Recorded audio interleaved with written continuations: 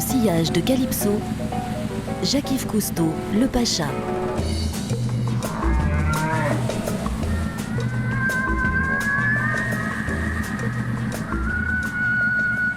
Moi, je connaissais un petit peu ce qui était au-dessus de l'eau. Je faisais déjà pas mal de bateaux, mais j'avais aucune idée de ce qu'il y avait dessous, finalement, à part quelques clichés comme ça sur les baleines et les dauphins. Isabelle Autissier, navigatrice. Donc, à chaque fois, on découvrait un fonctionnement, des animaux, des choses, des pêcheurs aussi. Je crois que c'était une belle image de la mer. En tout cas, ça a beaucoup appris aux gens. Il s'est en fait de plus en plus intéressé à la défense des océans, puisque je pense que ces expériences l'amenaient à voir déjà dans ces années-là un certain nombre de dégâts sur la planète. Et il a pris parti pour la défense des océans. On sait par exemple le rôle qu'il a joué sur la signature du traité sur l'Antarctique, qui arrivait donc à échéance. Il s'est beaucoup engagé personnellement. Et puis comme c'était surtout aux États-Unis finalement, quelqu'un d'extrêmement médiatique, je pense que ça a joué dans ces cas-là tout compte.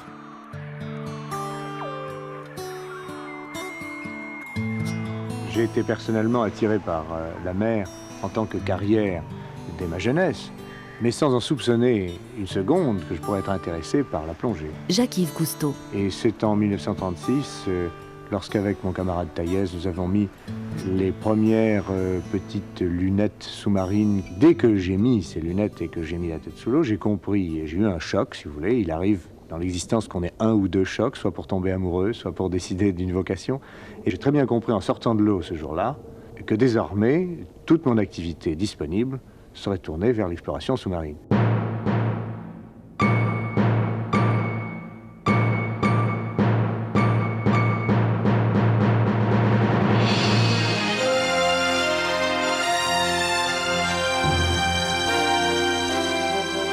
Moi, j'adorais ces rendez-vous du dimanche après-midi. Éric Orsena, écrivain. Parce que le dimanche après-midi, c'est la période de la semaine la plus bête. Rien ne se passe. Il y a les émissions du dimanche à la télé qui sont absolument pathétiques, avec l'école des fans et toutes ces conneries. Et brutalement, là, on avait rendez-vous avec la planète. Donc, en général, le dimanche après-midi, c'est, après le poulet familial, le moment où on est le plus sédentaire, le plus flatulent, le plus sommeillant, le plus siesteux, le plus comateux, le plus imbécile. Et brutalement, on partait avec lui vers la fin de l'après-midi. Et hop, il y avait un coup de vent, il y avait un coup de lointain. Et on se retrouvait un peu soi-même. Donc je hais les dimanches, sauf les moments avec Cousteau. Grand, élancé, déterminé, regard d'aigle, Jacques-Yves Cousteau, le Pacha ou encore Captain Planète, est né en Gironde, à Saint-André-de-Cubzac, en 1910.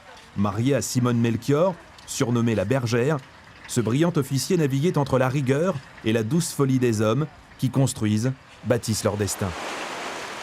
Quand je suis arrivé à bord, c'est Madame Cousteau, Simone Cousteau, qui m'a accueilli. Jacques-Yves Cousteau était au fond de la mer avec Frédéric Dumas en train de travailler sur l'épave. Albert Falco, plongeur. Alors après, il est allé se changer et on s'est retrouvé au carré comme il avait l'habitude de recevoir aussi bien des ministres, des rois, des reines et puis ces hommes qu'il a toujours voulu autour de lui dans le carré de la Calypso. Je lui ai sorti mes quelques papiers. J'étais champion d'apnée, de pêche sous-marine, mon certificat d'études.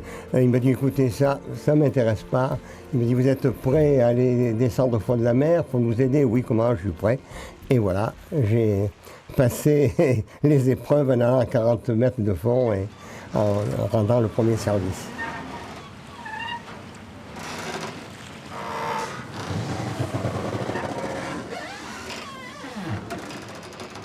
J'avoue que j'avais 24 ans, j'étais depuis 4 ans plongé dans l'anatomie, la physiologie, la pathologie pour préparer mon concours. Il n'y avait pas de vacances, pas de dimanche. Denis Martin Laval, médecin. Et je ne connaissais ni Cousteau ni la Calypso. Par contre, quand on m'a parlé de 4 mois dans l'océan Indien, tout mon Jules Verne intérieur est ressorti. Et j'ai dit oui tout de suite. Voilà. Et là, j'ai rencontré Cousteau. Et j'ai eu ce grand type maigre qui m'a bien intimidé. Il m'a dit, vous me paraissez bien jeune, mon ami. Je lui ai dit, ma foi, Il me dit, non, mais c'est pour une des conditions que je mets à votre départ. La première sera que vous ayez une barbe. Parce que Si vous avez à couper la jambe d'un de mes matelots qui sera fait manger la guibole par un requin, il ne se laissera pas faire si vous êtes tel que vous êtes aujourd'hui, vous êtes beaucoup trop jeune. Et puis il m'a fait des dessins sur la nappe, on pète une hélice, le moral descend, on trouve des baleines, ça monte. Il concluait que ça oscillait toujours autour de 0, mais qu'il y avait des amplitudes beaucoup plus grandes que pour le cordonnier du coin qui était un jour cocu, un jour avait 6 semaines à réparer, voilà. Et voilà, je me suis trouvé embringué dans cette affaire que j'ai pu quitter depuis 50 ans.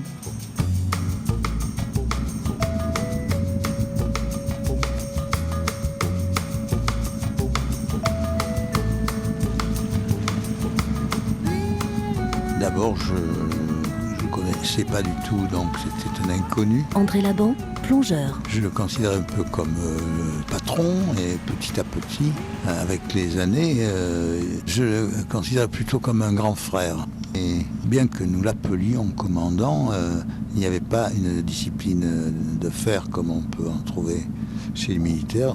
Il disait jamais faites ceci ou faites cela, il dit qu'est-ce que vous en pensez ?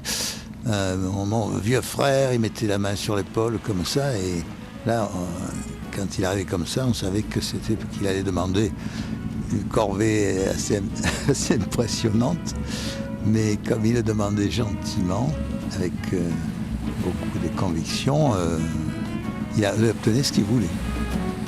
Et de cette volonté, de cette envie passionnelle, est née une aventure, celle de Calypso.